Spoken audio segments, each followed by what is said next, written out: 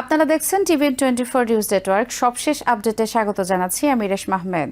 Iran যুদ্ধ যত দ্রুত সম্ভব শেষ হোক, এটাই ইউরোপিয়ান দেশগুলোর প্রধান লক্ষ্য। কিন্তু একই সময়ে প্রেসিডেন্ট ডোনাল্ড ট্রাম্প এমন ধরনের সহায়তা চাইছেন যা বাস্তবে যুদ্ধকে আরও দীর্ঘায়িত করতে পারে। এই দ্বন্দ্বই ট্রান্স আটলান্টিক সম্পর্কের মধ্যে নতুন টানাপোড়েন তৈরি করেছে।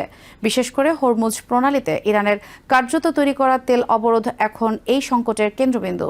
এই প্রণালী দিয়ে বিশ্বের বড় অংশের জ্বালানি সরবরাহ হয় এবং এখানে উত্তেজনা বাড়লে বৈশ্বিক অর্থনীতিতে সরাসরি প্রভাব পড়ে। ট্রাম্প ইউরোপিয়ান দেশগুলোর কাছে আহ্বান জানিয়েছেন তারা যেন যুদ্ধজাহাজ ও সামরিক শক্তি পাঠিয়ে এই রুটে নিরাপদ করে। কিন্তু ইউরোপিয়ান নেতারা এতে রাজি হচ্ছেন না। তাদের এই অস্বীকৃতির পেছনে রয়েছে একাধিক গভীর কারণ। প্রথমত, ইউরোপিয়ান দেশগুলো শুরু থেকেই এই যুদ্ধের অংশ নিতে চায়নি। আমেরিকা ও ইসরায়েল যখন ইরানের উপর হামলা শুরু করে তখন তাদের সঙ্গে কোনো ধরনের সমন্বয় বা আলোচনা করা হয়নি। আগের ইরাক যুদ্ধের মতো কোনো আন্তর্জাতিক জোট গঠন বা কূটনৈতিক সমর্থন সংগ্রহের প্রচেষ্টাও দেখা যায়নি। ফলে ইউরোপিয়ান নেতাদের কাছে একটি একতরফা সিদ্ধান্ত, যেখানে তাদের মতামত বা স্বার্থকে গুরুত্ব দেওয়া হয়নি। যুদ্ধের গুরুত্বের দিকে ট্রাম্প মূলত ইউরোপিয়ান দেশগুলোর কাছ থেকে সামরিক ঘাঁটি ব্যবহারের অনুমতি চান। জার্মানি দ্রুত সম্মতি দিলেও ব্রিটেন সীমিতভাবে সহায়তা করে, আর স্পেন সরাসরি অংশ নিতে অস্বীকৃতি জানায়। কিন্তু পরবর্তীতে যখন হরমুজ প্রণালীতে উত্তেজনা বৃদ্ধি পায় এবং তেলের দাম দ্রুত বাড়তে থাকে, তখন ট্রাম্প আরও সক্রিয় সামরিক অংশগ্রহণের আহ্বান জানান। এই পর্যায়ে ইউরোপিয়ান দেশগুলো লক্ষ্য করে তাদের কাছে কোনো পরিষ্কার কৌশল, সময়সীমা বা যুদ্ধের শেষ লক্ষ্য তুলে ধরা হয়নি। জার্মান চ্যান্সেলর ফ্রিডরিখ মার্জ স্পষ্ট জানান যে এই যুদ্ধের বিষয়ে তাদের সঙ্গে কোনো যৌথ সিদ্ধান্ত হয়নি এবং সেই কারণে জার্মানির সামরিক অংশগ্রহণের প্রশ্নই ওঠে না। এই বক্তব্য ইউরোপিয়ান অবস্থানের প্রতিফলন। তারা মনে করে যে সংঘাতে তাদের মতামত নেওয়া হয়নি, সেখানে তাদের দায়ও নেই। দ্বিতীয়ত, ইউরোপিয়ান দেশগুলো মনে করে এটি নেটোর দায়িত্বের মধ্যে পড়ে না। ট্রাম্প বারবার নেটো জোটের কথা তুলে ধরে ইউরোপিয়ান দেশগুলোর সমালোচনা করেছেন এবং ইঙ্গিত দিয়েছেন যে তারা মিত্র হিসেবে দায়িত্ব পালন করছে না। কিন্তু ইউরোপিয়ান নেতারা পরিষ্কারভাবে বলছেন নেটো একটি প্রতিরক্ষামূলক জোট। এটি সদস্য দেশ আক্রান্ত হলে সক্রিয় হয়, আগাম হামলা বা আক্রমণাত্মক অভিযানে নয়। নেটোর মহাসচিব মার্ক রুটা বলেন এই সংঘাতে নেটো সরাসরি জড়িত নয়, যদিও কিছু সদস্য দেশে সীমিত সহায়তা দিচ্ছে। এর মাধ্যমে ইউরোপিয়ান দেশগুলো একটি স্পষ্ট বার্তা দিচ্ছে এই যুদ্ধকে তারা নেটোর আওতায়ও বাইরে থেকে রুখতে চায়। তৃতীয়ত, সামরিক বাস্তবতা নিয়েও ইউরোপিয়ান দেশগুলোর সন্দেহ রয়েছে। হরমুজ প্রণালী অত্যন্ত সংকীর্ণ এবং ঝুঁকিপূর্ণ একটি জলপথ।